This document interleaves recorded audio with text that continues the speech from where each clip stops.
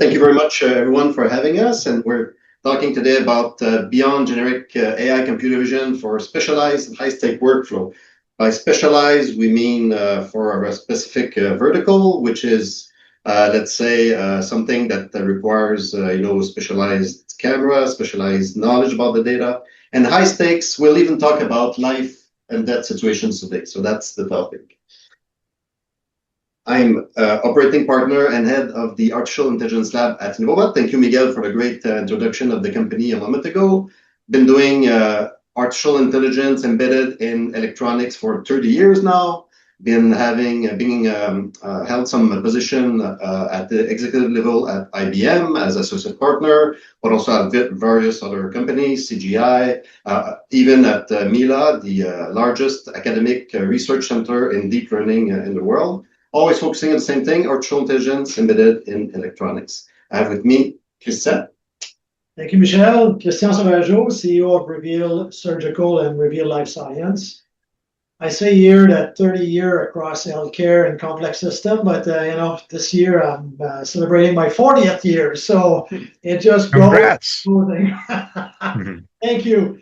And what we're focusing on at Reveal really is to develop a system, a molecular system that sees the difference between cancer and non-cancer tissue or cancer and non-cancer signal in biofluids in real time. And we're on our way to bring that to an hospital near you. Perfect. Exciting. And I'm François Daou. I'm the co-founder and CTO at Reveal Life Science. I've been working at this tech alongside the inventors of the technology that's used to detect the cancer in real time during surgery. I've been working on this for the past 10 years. I consider this a baby of mine, and my role in all of this is to make sure that we integrate the AI with the hardware and the data processing to make sure that what we develop is robust, reliable, and that is accessible to all the ORs that need this technology.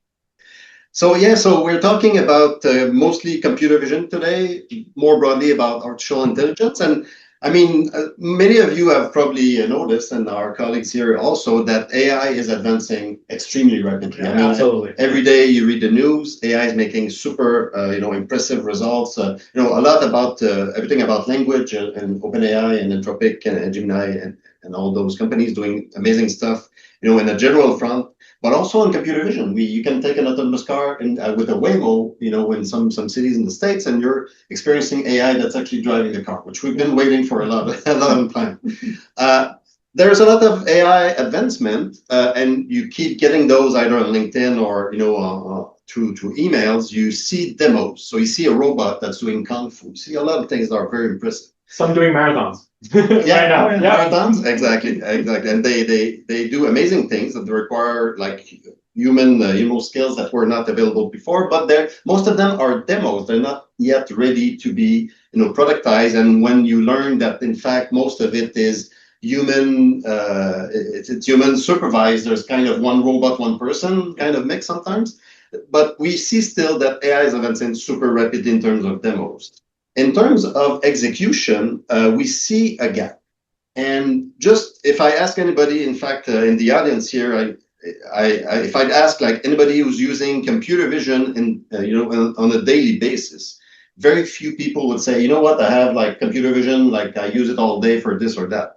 It's still, highly developed as a demo, but there's a gap in execution. Mm-hmm.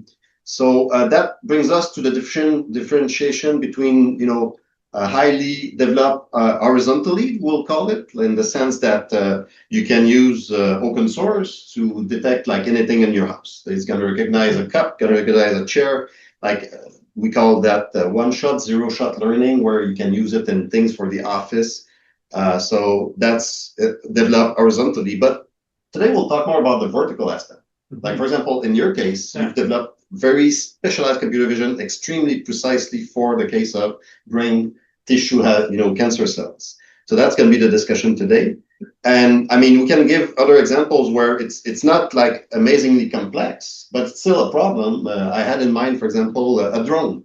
a drone that is meant to just inspect infrastructure, inspecting a building, a skyscraper for cracks. And when it does that, I mean, it's been trained on, on images that are perfect, they're orthogonal, they're always in perfect lighting. It's been trained on that, and now it's out there in the real world. It's got an angle, there's a shadow, there's some dirt on the wall, there's those things, and then you don't have a system. You have a demo, you don't have a system, and you know a lot about demo versus system. So we'll jump into that. Well, that makes me think of one of classic example of the first applications of image recognition, which is you wanted to differentiate between a cat and a cow, and you would have these models that would be very well trained, and it would be super accurate. But what you would realize is when you dig deeper into the application, you find out that the AI is typically sorting out based on if there's a blue sky or not, because cows happen to be in pastures while cats are inside in a house. And that's just one basic example of just how you could develop an AI, computer vision AI that works very well for your specific context, and you think you've trained it, you've tested it, and you're confident in all of your database, your data set. But as soon as you bring it into the real world, then this is where essentially you're hitting your walls and you're not generalizable. So absolutely, that's one of the biggest concerns in using AI right now, for sure. And that makes me think, specifically in our case, and in many cases of many people, it's the execution or the adoption is really dependent very, very much on the ability to be precise, to be not, guessing is the sky blue or not on a picture, but really defining really, really well that this is a cow or this is a cat. Yeah. And in our case, this is the cancer, this is not, this is normal. And because that's how users expect to get the information. They expect that it will be right. And we saw in the beginning, as you mentioned, with OpenAI and other, language, that it was so much attention around, Hallucination. Hallucination, Yeah. exactly. Yeah. As opposed to, as you go over time, you see that this is not less and less the case, and people are expecting precision. And in our field, it's a must. Mm-hmm. Because as you say, it's life or death. Mm-hmm. Exactly. And if we look at our core thesis, the way we frame a little bit the conversation today, we're talking about the fact that it's not technology necessarily that fails. I mean, the model is not buggy. There's not like it's doing exactly what it should with the data it's been given. So we're talking more about a decision infrastructure.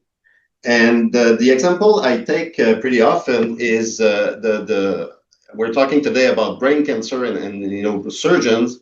The example I take often is the one with potatoes, because it was a project that was done sorting potatoes using computer vision. And you know what? We would think that this is a simple problem, but the fact that the potato has very low unit value, they sort them extremely fast. If you look at the video on YouTube, Patate Delbecq, well, at the speed they're going, it's just amazing that they have time to take a decision and then to flip the switch so that the potato falls down, right? So in this case, they were successful at making a decision in time super fast so that there would be an action taken and you get, commercial value.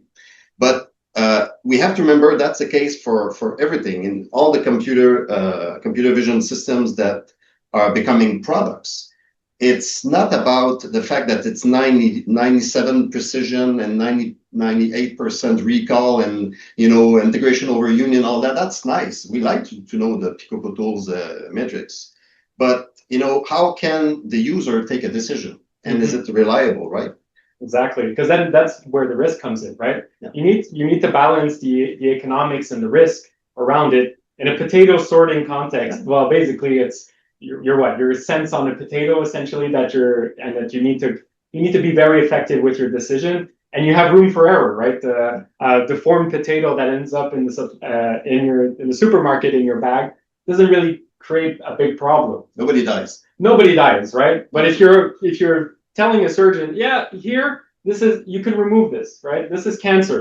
And then they remove it and they're playing in somebody's brain. This is where the high stakes, and this is just one of the multiple examples in healthcare where when you have these high stakes, then your model, your whole system around the decision needs to be significantly more robust, and the economics change, right? And that, Yeah, and that's why it's so regulated. There's so much scrutiny around explaining these models. So you cannot have a black box that says, this is it, and you don't know where it's coming from. Mhm. You need to be able to back up your information, not only in statistics, but in biology. It's the, and that's the regulated part of it. But the consumer part of it, as you mentioned, is the ability to affect decision in the right workflow, in the right speed, and at the right time, with the right precision. And that really, that precision is much beyond the model. It's the precision in execution. We usually assume that there's the demo of a system is done on clean data. The labels are yes or no. Like, is it is it a car or a pedestrian? Like, it's yes or no, and that the environment is stable. But the reality is that if we're looking, for example, at spectrography as something that's on a tissue, well, it's not clear where we're drawing a line over something, which actually will probably depend on who you ask. We'll draw the line not at the same place, and even if you ask the same person, the same surgeon, you will probably not like draw it at the same place the next time. So messy labels, noisy signal, like for example, from the things that are coming from any other kind of computer vision, the fact semiconductors are a good example. You take, you look at an image from semiconductors to find anomalies, and you're such a high zoom rate that basically you're just stumbling on the artifacts of the lens. Yeah. Right? The lens is not completely perfect. Mm-hmm. There's just a speck of dust that should not be there, that was there at that moment, things like that, right? Yeah, exactly. So the reality is messy, and that's, again, you have technology for the demos and the products for the systems. Exactly.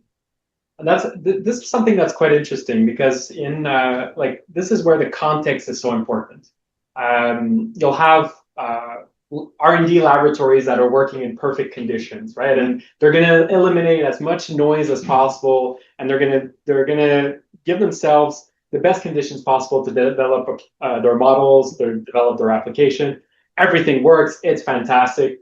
And then you add something like, in the case of surgery, you add blood. Blood comes in the way, and then after that you find yourself. Well, it's a surprise, but at the same time, you didn't realize in your original application that blood would be a problem, and you're like, oh, okay, so new problem. I gotta find a way around it, right? And every situation, the context in which it's going to be used has these unknowns, or has these unknowns that are going to come and impact your signal in the ways that you didn't necessarily foresee. Okay. So that's where it breaks, basically. You really have to get back to what Christian was really emphasizing on. You're building a decision system. So you're time constrained with decisions, like 2 seconds for the surgical. You have ambiguous mixed inputs. And again, I'll come back to that semiconductor example, where you're zoomed in so highly that you're seeing very small fraction of the semiconductor. And in fact, at that point, you enter other difficulties, because any computer vision system, you need to harden it with synthetic data. So you take the images you have, and you flip them, you put noise on them, you change the color so that they're distributed evenly. So you have to do all those things so that you don't always look at the same image. You multiply your image with those kind of techniques, pre-processing and conditioning. But then you had so little information, so little pixels to take a decision on, that if you start scrambling those pixels to make them more diverse and represent more cases, well, you're actually losing what you were trying to detect in the first place. Mm-hmm. So yeah, there's it makes me think. You're mentioning that it makes me think again at the end user and the end user risk reward opportunity when it comes to the information that they get. It got to be right, but sometimes even if it's right or wrong, adoption is contextual. And what we're trying to do to facilitate that visibility, as Margaret was alluding to, is either you get more data or you put a de-risk environment. So we've created not only an opportunity to interrogate the tissue while they are in the operation before they cut, but also prior to the full cut, when they're doing biopsy and taking samples to figure out at that point, is it good to send to laboratory or not? And if you do that, you familiarize your user to the quality of decision without the risk. And what your example made me think about that. Yeah, absolutely. So you got another application that's they get accustomed to the system. Yeah. Yeah, and there's those hidden layers. We already touched about that. The fact that we're looking at things that human performance cannot achieve. So the surgeon, they know how to do their surgery. They don't need help to do it faster or anything like that. It's more about beyond what they could do that you're proposing here. Yeah. And that's actually, we have that in many other applications. If you just think of everything that could go wrong is a hidden layer. If for example, you're doing a computer vision system and you install it at the customer side, it does computer vision in an industrial setting. There are windows, and it's the winter, and then when comes summer, then you get the beautiful sunset, and then it becomes orange. Right. Okay, so then it could screw up everything, because now you've trained on so many images that were not orange that it actually now there's a drop in performance that you have a hard time explaining exactly about 1 hour during the day. So all those hidden layers, hidden in the sense you cannot see it, hidden in the sense that they'll come later. Right. I mean, you didn't forecast to train your system over 12 months and things like that. Sensor drift. I mean, they're manufactured to be calibrated, off the shelf in some cases. Well, they will still drift, and you have to catch that later. You have the components, all about that. Well, exactly. If you're using lasers and for hyperspectral imaging, for example, and you have your lasers are dropping in performance, and you have to track that for the life cycle of these imaging systems, absolutely. And you have these. This is where the model will only work as well as the data that you feed it, right? And this is where the common expression, garbage in, garbage out, right? Yeah. And you can work with, in all systems, you can apply context fixing solutions through hardware improvements. You take the example of the camera, right? Where you're taking images in a desert area where you have a lot of dust accumulating on the lens. Well, you could physically clean it to make sure you always have a clean surface to take a measurement. Then you have the software fixes, where it's after you've taken the image and there's this orange tint. How do you fix that, right? You use these filters to clean your data so that you can actually feed it into the decision matrix. And then after that, well, once the decision is made on what there is to do, well, how do you act on that? Is it a person that's acting? Is it your machine that's acting? And that's it. So it's not just the model that works out. It's everything that's around it. Yeah, it's a different environment. Quickly. I was so impressed. We had a system that is not this system, but the Raman system that was sold to an institution. And they're operating the system in a 14th floor.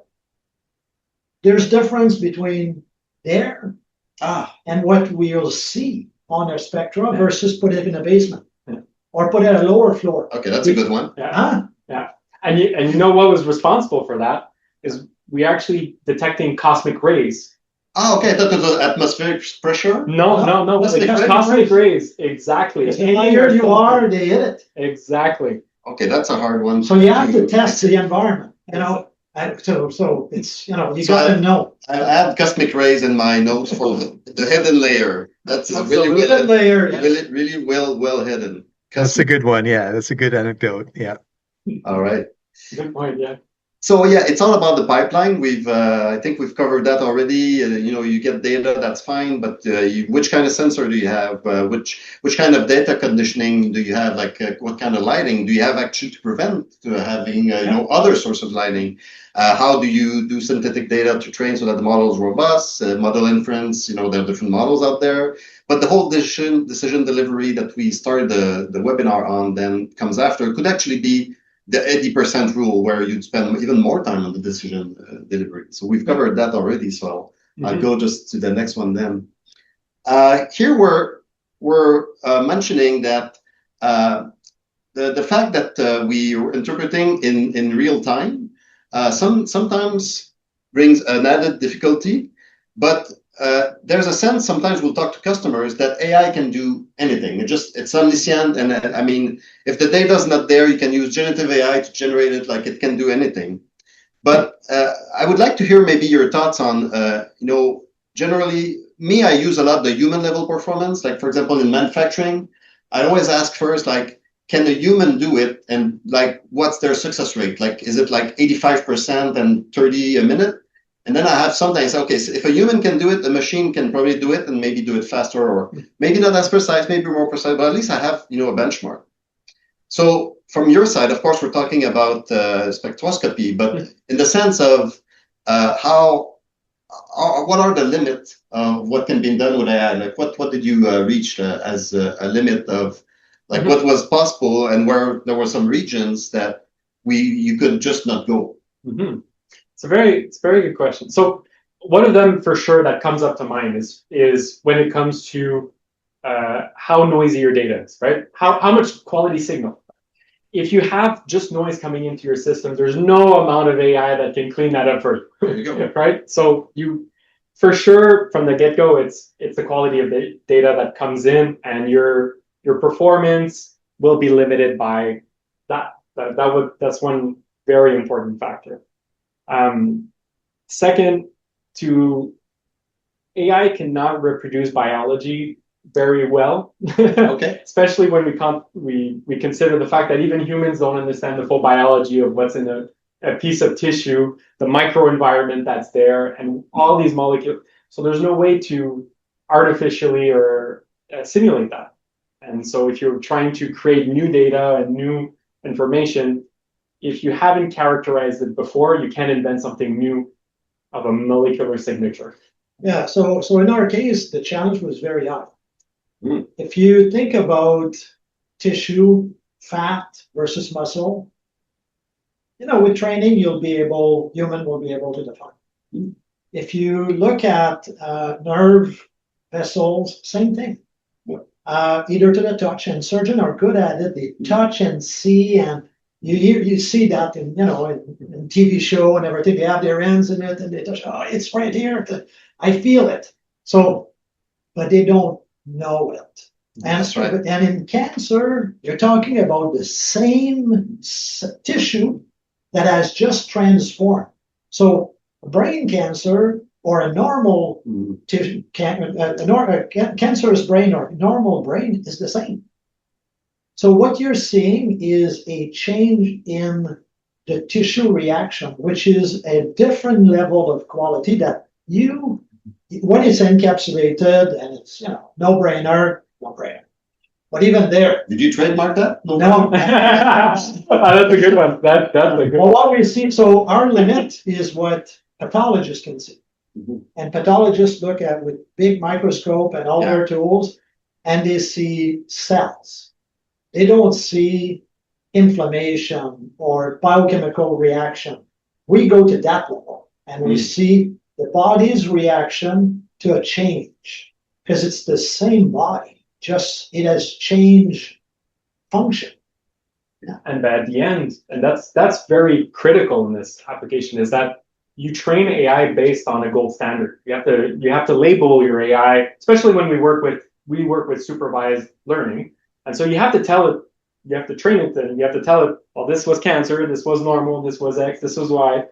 And if your gold standard is not perfect, you're working with something that's imperfect to train your AI. So necessarily you're introducing a bias, you're introducing an error within your AI by that fact. And that's why we validate through multiple clinical trials that are blinded and that the model is not been trained on, and we use fresh data and so on Exactly. to make sure that where we're sure, and we give that signal. When we're not sure, we don't provide a direction, and then the surgeon is back to where they were.